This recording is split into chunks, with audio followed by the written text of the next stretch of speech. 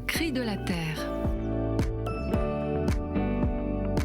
Après le comptage international des oiseaux d'eau à la mi-janvier, nous avons eu le comptage hivernal des oiseaux des jardins le week-end dernier.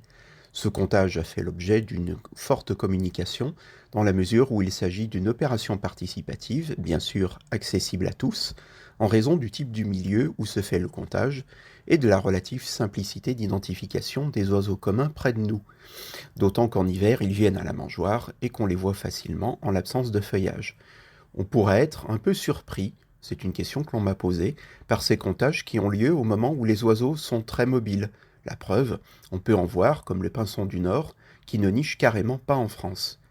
Bien entendu, ces comptages hivernaux sont complétés par un grand nombre de suivis réalisés en saison de reproduction, suivis plus ou moins accessibles aux simples amateurs d'oiseaux selon leur degré de complexité. Vous pouvez vous rapprocher de votre LPO ou équivalent pour savoir ce que l'on peut vous proposer.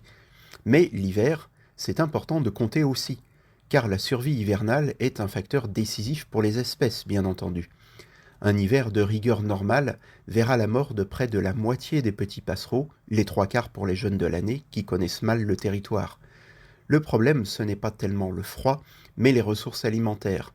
Et c'est là qu'intervient l'action de l'homme, dont l'aménagement, comme il dit, du territoire, ou les choix politiques, peuvent transformer d'une année sur l'autre un paysage riche en arbustes, à baies ou résidus de culture, en un désert où les pinsons et les mésanges vont littéralement mourir de faim.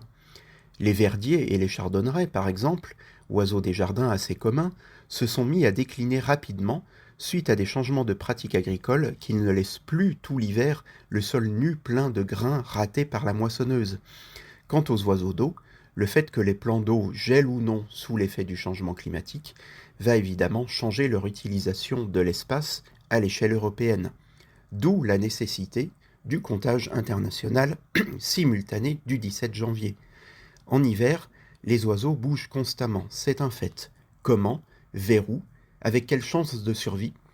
L'ampleur des changements impulsés par l'homme est telle et si rapide qu'on a constamment besoin de renouveler nos données, notamment donc à l'aide de vastes comptages réalisés de manière simultanée. Non, on ne sait pas déjà tout. Pour une action écologique ajustée, nous avons besoin de connaissances constamment remises à jour.